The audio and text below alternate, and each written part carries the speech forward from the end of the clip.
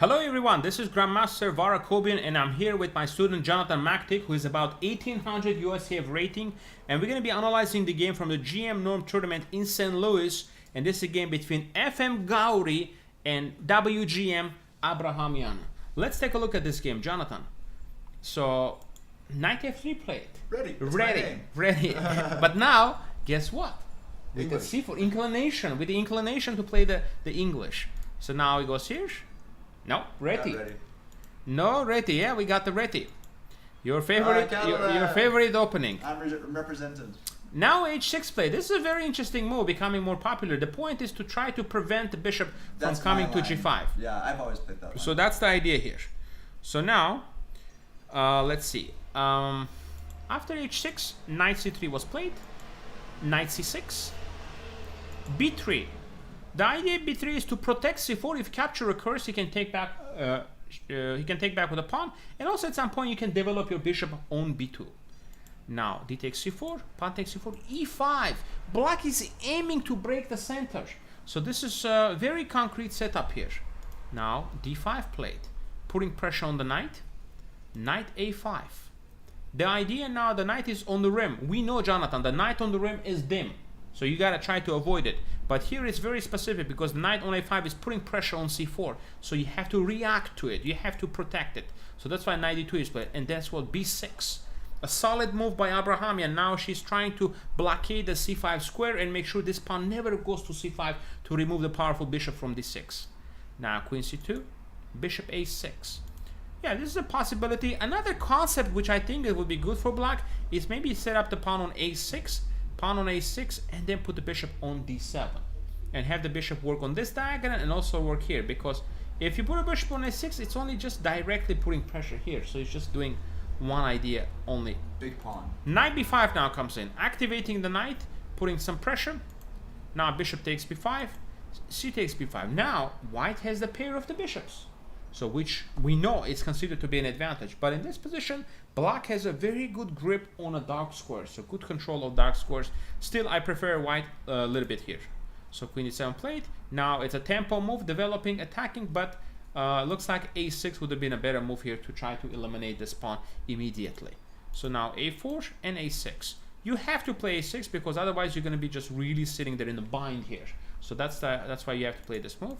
Now rook b1.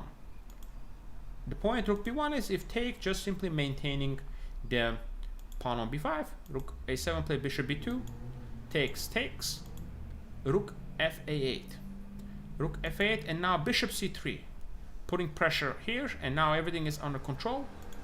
Queen e8, h3. Still, everything is lined up on a5, but there is not much to do here. It's hard to enter. So position is about equal here. Knight d7, king h2, knight c5. I really like how Abrahamyan is putting her pieces on a dark squares. She's got a very nice control of the dark squares here. The knight on c5, bishop on d6. This knight can now jump on b7, and then black can try to play rook a2, even activate the rooks.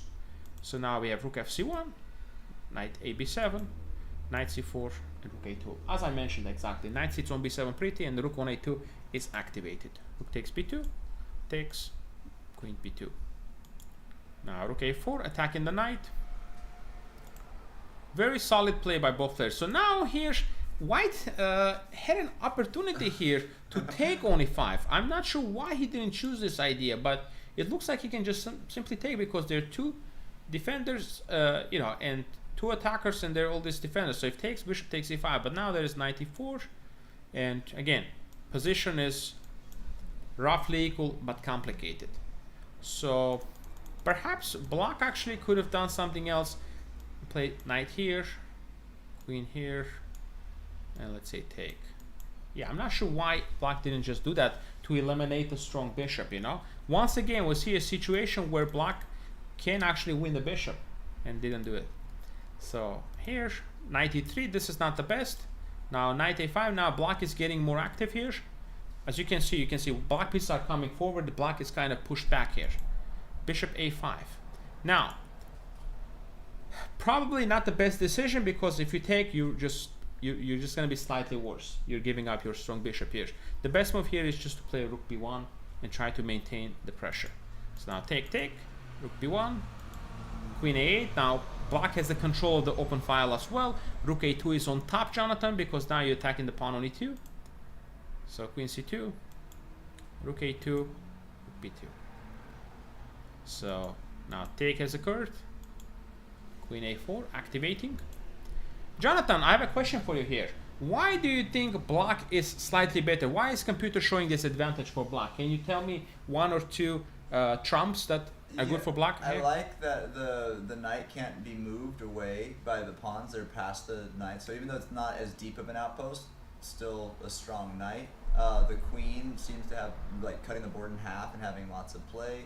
You have a discovered threat with e4 with the bishop, and that'll be able to play moves where you can maybe come across with the queen and start an attack right away. So just like there's a lot of natural practical pressure on white's king and not on black's. Absolutely, active knight, active bishop. Yeah. Absolutely, yeah. So now h5 played, and looked like, you know, Abrahamyan was gonna push this game, but somehow it fizzled out pretty quickly here. You know, I thought white is doing very well here, and queen d4. This is where she started. She could have just played knight c3, attack this, and try to pick up a pawn here. Oh yeah, this and then pawn also is now weak. you can expand the e pawn if you need to. Yeah. So I don't know why that didn't happen, but now bishop d7, king d3.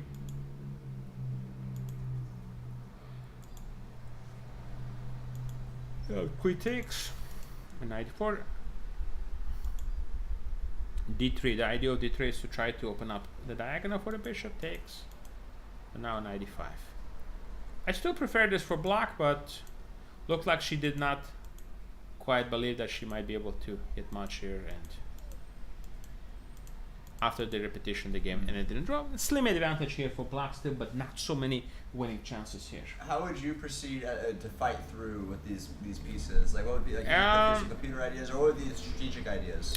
Well, in this position it's not that easy because it's already a lot of liquidations has occurred.